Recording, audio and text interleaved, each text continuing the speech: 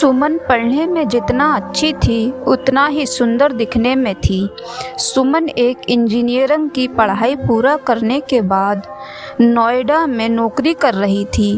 एक दिन घर से फ़ोन आता है कि सुमन घर आ जाओ, तुम्हारी शादी के लिए एक लड़का देखा है।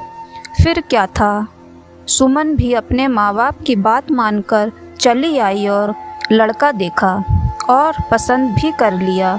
लड़का भी इंजीनियर है और लड़की को पसंद कर लिया।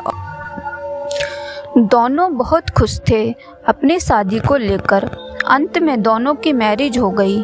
आज शादी का पहला दिन था। लड़के का नाम मनोज है। मनोज ने सुमन से पूछा, तुम जब इंजीनियरिंग कर रही थी तब हॉस्टल में रहती थी ना?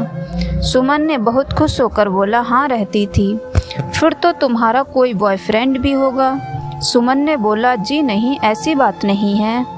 फिर क्या था? मनोज ने बोला, तुम हॉस्टल में रहने वाली लड़कियां अपने पति को खूब बेवकूफ़ बनाती हो और हम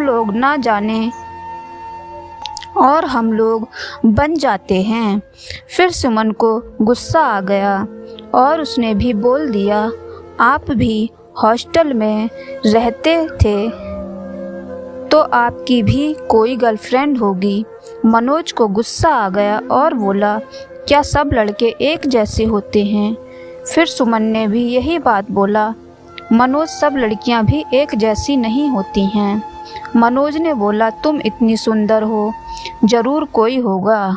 फिर सुमन ने बोला, तुम्हारी बहन भी तो हॉस्टल में रहती है और वो भी बहुत सुंदर है, उसका भी कोई बॉयफ्रेंड होगा। सुमन की इस बात को सुनकर मनोज ने एक झापड़ मार दिया। तभी मनोज की माँ, उसकी बहन और भाभी आ गए और बोले, यह क्या कर रहे हो मनोज? हम लोगों ने सब कुछ सुन लिया है। अगर तुमको यही पूछना था तो शादी से पहले ही पूछ लेते। आज पूछकर क्या करोगे? जब तुमने सुमन से मैरिज की थी तब तुमने अग्नि के सामने जो वचन दिया था उसको पूरा करो। तुम्हारी बहन तो 5वीं क्लास से हॉस्टल में रहती है, लेकिन उसका तो अभी तक कोई भी बॉयफ्रेंड नहीं है।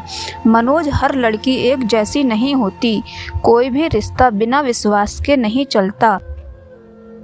फिर मनोज को अपने किए पर बहुत शर्म आने लगी और उसने तुरंत सुमन से माफ़ी मांगी। इस कहानी से आप लोगों को क्या सीख मिली, कमेंट करके ज़रूर बताएं।